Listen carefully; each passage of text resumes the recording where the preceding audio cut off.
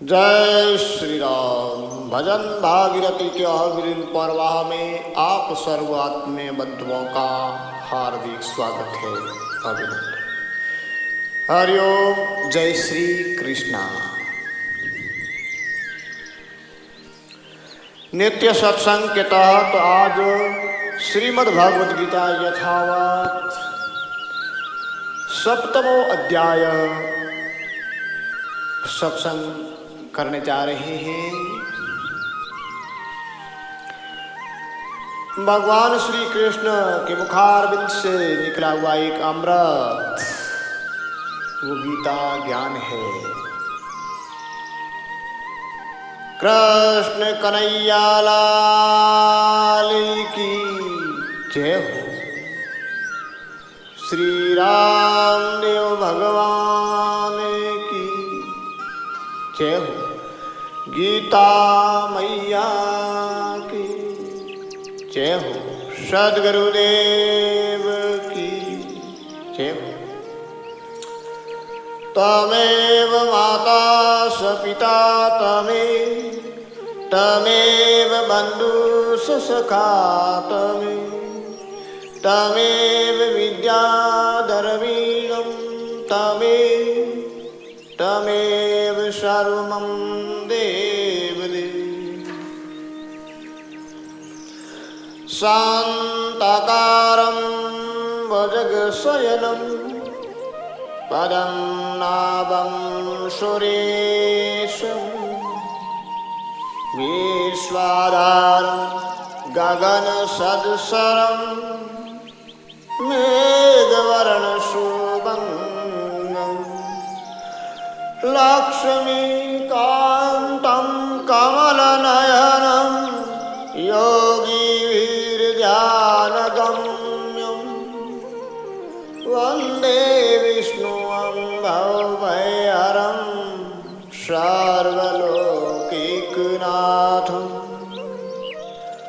वसुदेवसुतं देवं कंसचाणूरमर्दनं देवकी परमानन्दं कृष्णं वन्दे जगद्गुरुम्। अद्वैत अमृतवर्षिणीं भगवतीम् अष्टदशाध्यायिनीम् अम्ब तवामि अनुसन्धामि भगवद्गीते भगवद्गीता। हरि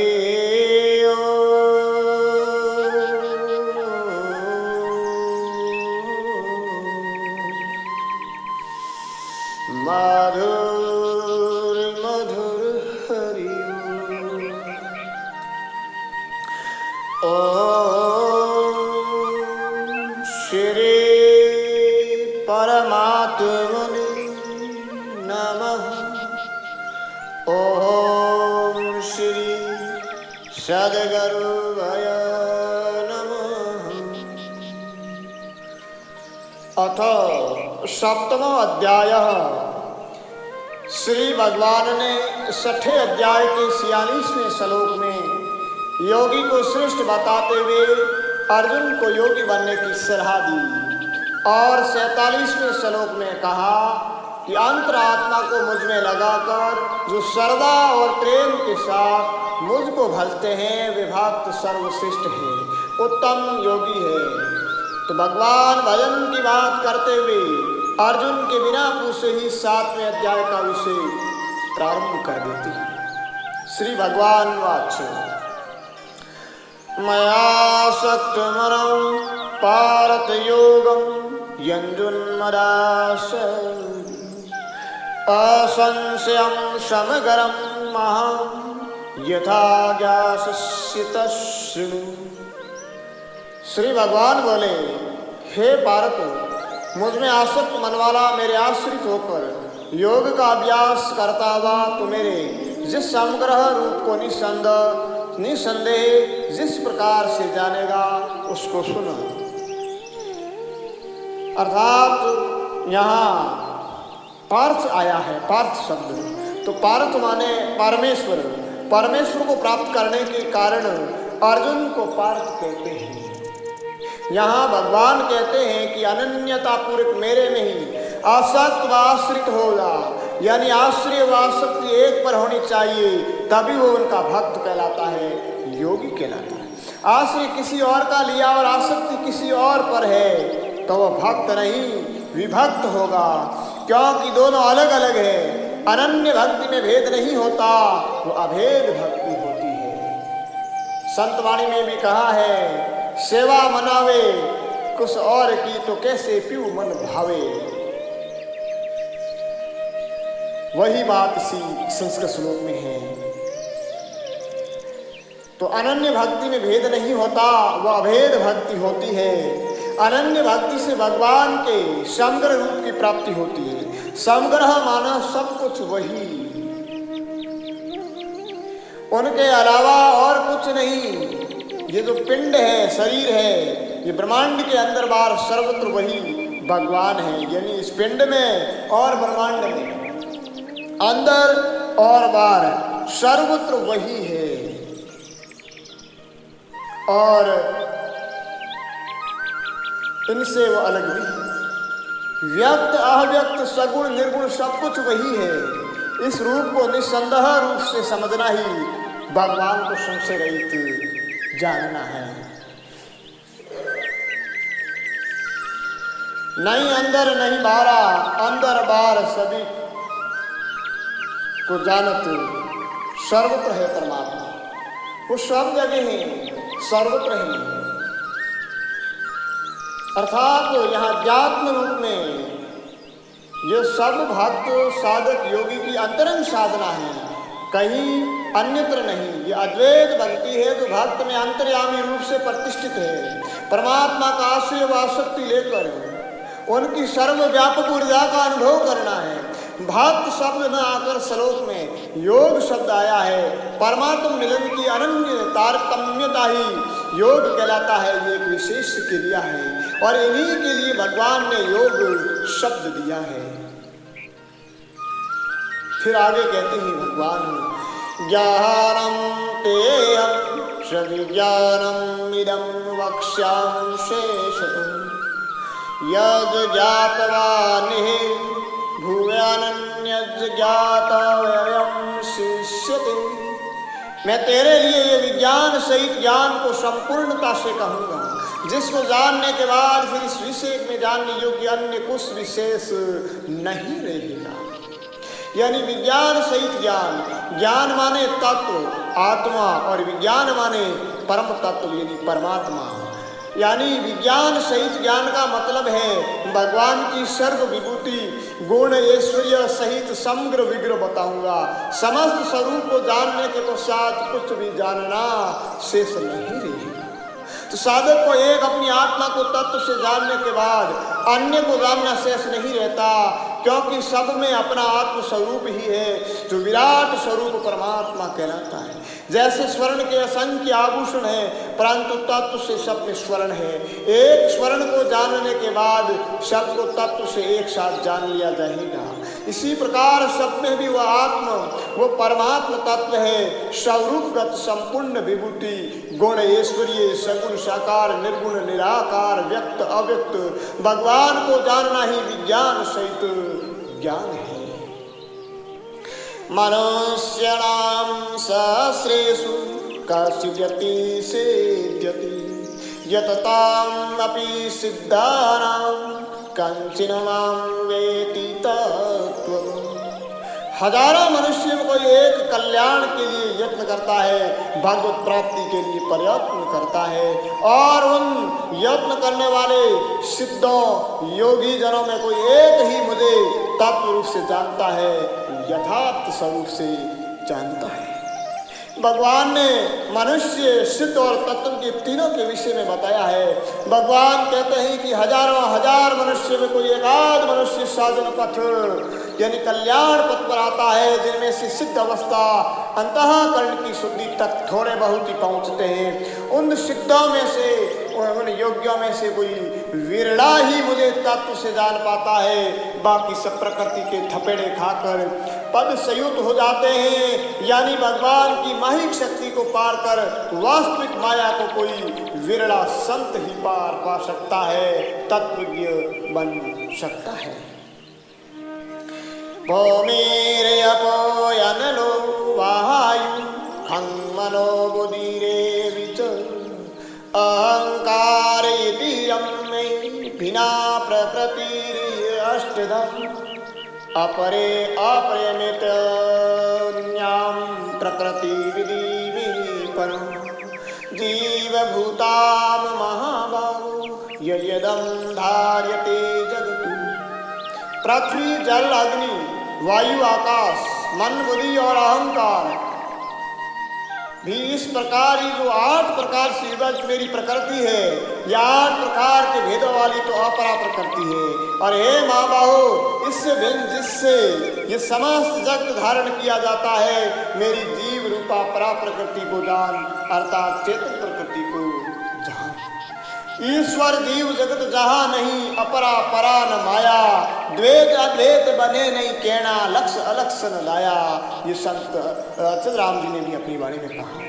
तो अपरा और परा प्रकृति यानी जड़ चेतन में हूँ, परमात्मा ही सब कुछ है, कार्य भी वही, कारण भी वही और इनसे परे भी वही है भगवान। सांख्य तत्व के 4 प्रकार हैं। पहला कार्य पंच महाभूत, दूसरा कारण यानी प्रकृति, तीसरा कार्य कारण प्रकृति और पंचभूत के मध्य स्थिति, और चौथा कार्य कारण से परे असंग पुरुष। ये सांख्य तत्व के 4 विभाग है, 4 प्रकार है। तो परा में असंख्य पुरुष और कारण प्रकृति दोनों को मिलाकर प्रकृति और जीव नाम रख दिया। और भगवान कहते हैं मालिक में हूँ, जनक में हूँ।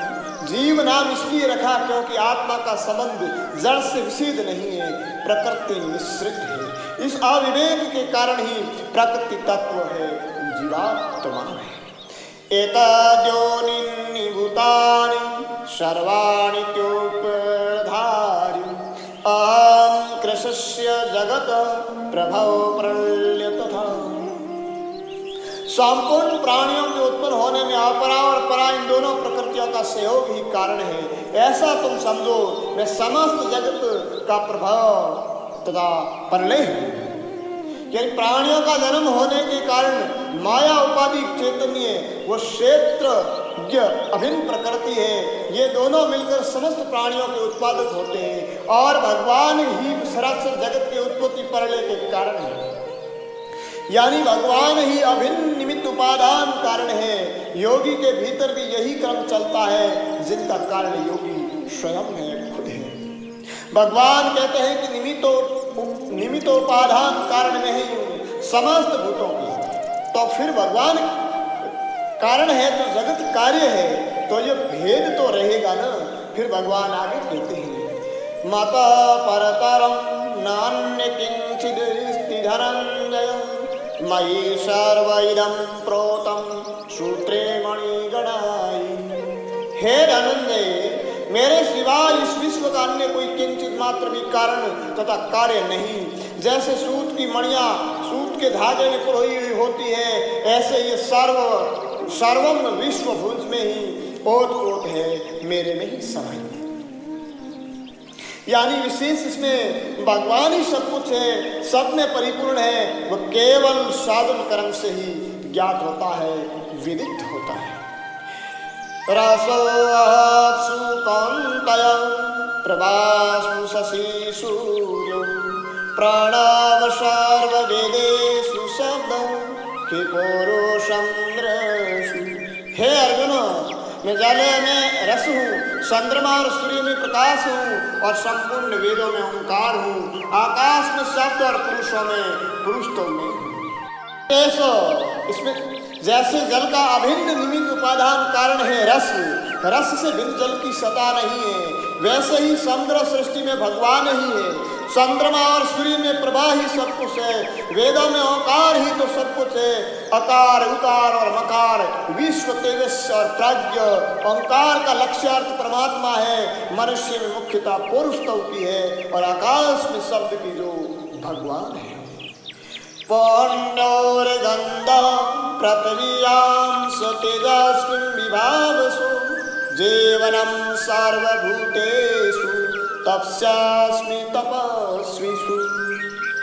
मैं पृथ्वी में पवित्र गंध और अग्नि में तेज हूँ तथा संपूर्ण भूतों में उनका जीवन हूँ और तपस्या में तप हूँ। गंध शब्द से विषय रूप गंध का लक्ष्य नहीं है। पृथ्वी की कारण रूपा गंध तन्मात्रा का लक्ष्य है। रस और शब्द भी तन्मात्रा ही है। वेदम महं सर्वभूतानां वेदे पारत सनातनम् बोधेर्बोधिं युतास्मि तजस्तेजस्वी श्रीणाम। हे अर्जुन, तू संपूर्ण भूतों का सनातन बीज मुझको ही जान। मैं बुद्धि मानव की बुद्धि और तेजस्वियों का तेज हूँ। जिस प्रकार बीज से वृक्ष पैदा होता है और फिर उसमें ही समा जाता है, वृक्ष का कारण बीज है, उसी प्रकार भगवान रूपी तत्व सनातन बीज से संपूर्ण भूत प्रकट हुए हैं। अंत तो गत्वा भगवान में ही समाहित हो गए, तो कार्य कारण वही से परे भी परम भगवान ही है। स्वामी वरानाथ अपनी अनुभूत वाणी में कहते हैं, जड़ चेतन से परे परम गुरु और सब में ही सार रूप से भगवान समाहित है। तेज के बिना तेजस्वी क्या, बुद्धि न हो तो बुद्धिमानी की बुद्धिमान क्या है। यानी भगवान की अपरा प्रकृति तेज और बुद्धि की बाहुल्यता के कारण ही तेजस्वी और बुद्धिमानों की सभा है। बलम बलवतासह कामराग विवर्जितम् धरम विरुदो भूतेषु कामो अस्मि भृतसु। हे भरत श्रेष्ठ, बलवानों में काम और राग से रहित बल में है और प्राणियों में धर्म युक्त काम में है। यानी जंगम सृष्टि की उत्पत्ति काम से ही होती है। अतः मनुष्य में जो धर्म युक्त काम है, मर्यादा अनुरूप है, वो काम भगवान का ही स्वरूप है। कामना हुआ आसक्ति रहित बल भी भगवान का ही स्वरूप है। कामना हुआ आसक्ति वाला बल आसुरी बल है, जो धर्म विरुद्ध है, नरकगामी है तो ब्रह्म का स्वरूप और कल्याण कारक नहीं है। गीता कल्याण की बात कहती, अर्जुन ने कल्याण की बात पूछी, उद्देश्य हमेशा आनंद ही रहता है। इसलिए भगवान कहते हैं कि धर्म युक्त काम और राग रहित बल मेरा ही स्वरूप है। यसेव सात्विका भाव राजस तामस मत एव तीतान विधि न तवं ते सुते मयि। जितने भी सात्विक राजस्व और तामस भाव है वे सब मुझसे ही होते हैं, ऐसा उनको समझो, परंतु मैं उनमें और वे मुझमें नहीं। यानी मन बुद्धि अहंकार इंद्रिय और इंद्रियों के विषय तन्मात्राएं महाभूत और समस्त गुण अवगुण और कर्म आदि जितने भी भाव हैं सभी सात्विक राजस तामस भावों के अंतर्गत है। इन सब का विकास विस्तार अपरा प्रकृति से होता है, जो भगवान से भिन्न नहीं। अतः भगवान कहते हैं कि ये मुझसे ही होने वाले जान। फिर कहते हैं परंतु मैं उनमें वो वे मुझ में नहीं है। जैसे आकाश में उत्पन्न होने वाले बादलों का कारण आधार आकाश ही है, परंतु आकाश उनसे सर्वथा निर्लिप्त है। बादल आकाश के अंदर नहीं होते और आकाश में प्रवेश नहीं करते और आकाश बादलों में नहीं होता। उसी तरह भगवान भी नित्य निर्लिप्त रहता है। हालांकि आकाश अविनाशी नहीं है, भगवान अविनाशी है, परंतु उदाहरण हेतु कहा है। एक अन्य उदाहरण से और जानिए, जैसे भूख प्यास शरीर में लगती है तब अन्न जल ग्रहण करते हैं और उनको शरीर में शुद्ध आत्मा ग्रहण नहीं करती, मन प्राण करते हैं। इसी प्रकार त्रिगुणात्मक प्रकृति परमात्मा की उपस्थिति में कार्य करती है, पर भगवान उनके गुण कार्यों से सर्वदा निर्लेप रहते हैं।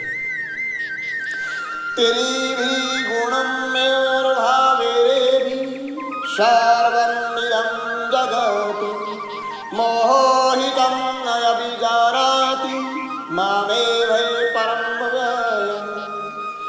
कहते इन तीनों गुणों के भावों से संपूर्ण जगत प्राणी समुदाय मोहित हो रहा है। इसलिए इन तीन गुणों से अतीत को अविनाशी को नहीं जानता। अर्थात पूर्वक श्लोक के विवेचन से ये सिद्ध हुआ भगवान प्रकृति तथा प्रकृति के कार्यों से सर्वथा निर्लिप्त है। ऐसे ही भगवान का ये शुद्ध अंश जीव भी निर्लिप्त है, परंतु त्रिगुणात्मक प्रकृति के भावों से मोहित हो सुख भोग के लिए उसमें ही आसक्त और लिप्त हो जाता है। मोहवश भ्रम से उनको ही अपना रूप मान लेता है और अपने स्वरूप ब्रह्म आत्मा एक के भाव अविनाशी परमात्मा को नहीं जानता है तथा दुख पाता है। दुख का कारण गुणों की लिप्तता है और इससे निर्लिप्त होने के साधन भजन साधना है। भजन तत्व चिंतन योग अभ्यास द्वारा योग युक्त होकर योग युक्तम स्थिति को प्राप्त हो सकता है, क्योंकि गुणातीत आनंद को प्राप्त होने के लिए ही गुणातीत होना पड़ेगा। देवीयोषां गुणमहेमं माया दुर्तय मामेव ये प्रबद्धन्ते मायामितां तरन्ति। क्योंकि मेरी ये गुणमयी देवी माया दुर्तय है, अर्थात इससे पार पाना बड़ा मुश्किल है। जो केवल मेरे ही शरण होते हुए इस माया से तर जाते हैं। विशेष इसलिए कहा है कि ये त्रिगुणमयी माया देवी इतनी गुणवती है, इतनी दुस्तर है कि इससे समूचा जगत भेद भ्रांति युक्त होकर मोहित हो गया है और ये नहीं जानता है कि ये सब नाशवान परिवर्तनशील भाव है और मैं अभेद अविनाशी अपरिवर्तनशील हूँ। भगवान कहते हैं कि ये देवी माया भी मेरी है, इनका मालिक भी मैं ही हूँ। ये मेरी माया दुस्तर है, इससे पार होना बड़ा कठिन काम है। यह गुणवती देवी माया बड़े बड़े प्रलोभन तोह में देकर जीवन के समक्ष आती है। ये आलस प्रभात निद्रा के रूप में आकर घेरती है तो कभी रजोगुण सिद्ध बनाकर वाह देती है, कभी अंतःकरण शुद्ध कर सात्विक देवता बना देती है, एकदम पूज्य बना देती है। तब समय परमेश्वर को जीव भूल जाता है और ये दुष्टर माया की गुणों का ही प्रभाव है। अब इस गुणमयी प्रकृति देवी इस माया से पार पाने यानी इस माया से तरने का उपाय भगवान बताते हैं। जो मेरी शरण में आते हैं वे इस माया से तर जाते हैं, अर्थात इस माया से तरने का एकमात्र उपाय है भगवान का भजन। अनन्य भाव से भगवान की भक्ति करना ही भगवान की शरण होना है। भजन से भगवान की प्राप्ति होगी, तब यह भेद भ्रांति मिटेगी और अभेद में स्थिति होगी। नमां दुष्कृति मूढ़ा प्रभजन्ते नरायध महाप्रतिज्ञान आसुरं भावम् आश्रितम्। माया के द्वारा जिनका ज्ञान हरा जा चुका है, ऐसे असुर स्वभाव को धारण किए हुए मनुष्यों में नीच दुष्चित कर्म करने वाले मूढ़ लोग मुझको नहीं भजते, अर्थात मेरी शरण नहीं होते। सतुर्विदा भजन्ते मां जनाशु कृतिनो अर्जुन आरतो जिज्ञासु अर्थायर्थी ज्ञानी स भरतर्षभ। हे भरतवंशियों में श्रेष्ठ अर्जुन, उत्तम कर्म करने वाले अर्थार्थी आर्थ जिज्ञासु और ज्ञानी ऐसे चार प्रकार के भक्तजन मुझको भजते हैं। विशेष 4 प्रकार के भक्त भगवान का भजन करते हैं और भगवान के शरण होते हैं, जिसमें पहला बताया है अर्थार्थी भक्त, जो न्याय युक्त सुख सुविधा धन वैभव के लिए भगवान को भजते हैं, यानी अर्थ की चाहना पूर्ति के लिए भगवान को भजते हैं, भगवान की भक्ति करते हैं, वे सकाम भक्त अर्थार्थी कहलाते हैं। अर्थ का वास्तविक अर्थ है परमात्मा, तो परमात्मा प्राप्ति की सकाम इच्छा लेकर भजन प्राप्त करने वाले प्रथम श्रेणी के भक्त अर्थार्थी भक्त हैं। ये दोनों तरह की व्याख्या है। फिर आर्त भक्त, तो प्राण संकट आने पर, मन के प्रतिकूल घटना घटने पर तथा अन्य कोई आपत आने पर जो दुखी होकर दुख दूर करने हेतु भगवान को आर्त पुकार करता है, दुख को दूर करना केवल भगवान से ही चाहता है, वो आर्त भक्त कहलाता है, दूसरी श्रेणी का। और साधना में साधक के लिए वास्तविक आर्त भक्त वह है भगवान से मिलन हेतु तत्व प्राप्ति हेतु तीव्र वैराग्य पूर्ण भजन करता है, तब भगवान के विरह से दुखी होकर रोता है, आर्त पुकार करता है, वो आर्त भक्त कहलाता है, जो द्वितीय श्रेणी का साधक है। फिर तीसरी श्रेणी जिज्ञासु भक्त, विवेक वैराग्य सत संपत्ति युक्त मुमुक्षु को जब अपने स्वरूप को भक्त तत्व को जानने की प्रबल इच्छा जागृत हो जाती है कि वास्तव में मेरा स्वरूप क्या है, भगवत तत्व है, इस प्रकार यथार्थ रूप से जानने की इच्छा से सदगुरु निर्दिष्ट साधन भजन करता है, वो जिज्ञासु भक्त कहलाता है। और चौथी श्रेणी ज्ञानी भक्त, गुरु निर्दिष्ट प्रदत्त ज्ञान श्रवण मनन निध्यासन द्वारा अपने स्वरूप में स्थित हो गया, आत्म ब्रह्म एक की स्थिति को प्राप्त हो गया, अर्थात तब तक चैतन्य विनयन का ज्ञान हो गया, वो वियोग का दुख समाप्त हो गया। पहले प्रियता हुई आत्मा से, फिर परमात्मा के अभेद का ज्ञान, तो सारी आत्मनिष्ठा प्रियता थी, वो परमात्मा में परित्याग हो गई। ऐसा भक्त ज्ञानी भक्त कहलाता है। इसलिए भगवान श्री गीता में कहते हैं कि मुझे ज्ञानी भक्त अति प्रिय है। आज की सत्संग को यहीं विश्राम देते हैं। जय श्री कृष्णा, जय श्री गीता।